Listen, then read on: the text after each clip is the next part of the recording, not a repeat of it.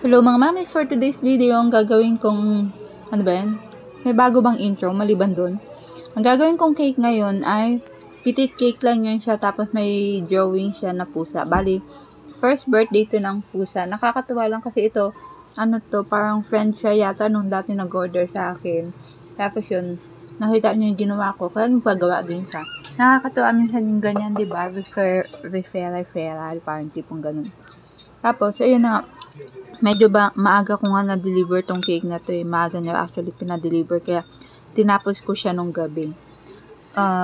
Sabi niya, kulay gray yung kulay since puti yung pusa. Ako na daw bahala kaya ng design or kung paano ko lagyan pa na ibang design. Kaya naisip ko, lagyan ko lang siya ng bilog-bilog na border. Tapos ayan na nga, di ba inuna ko pa ilagay yung dedication kasi nga sabi ko hindi ko madalas mapantayan siya.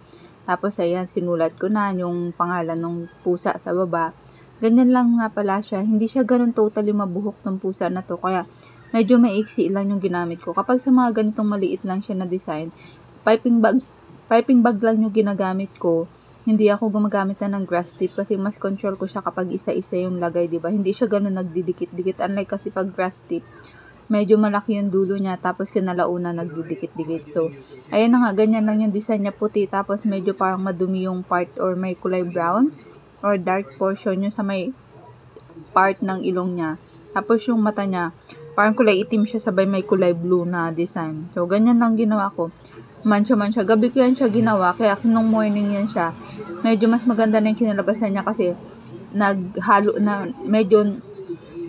na yung dark color doon sa white. Kaya, kala mo natural yung pagkaka-blend nung kulay niya. 'Di ba? Ang ganda nung kanyang mata, kulay blue.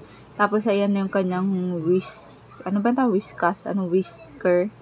Tapos, ayan, 'di ba yung dedication, hindi pa din pantay. Ano ba naman yan?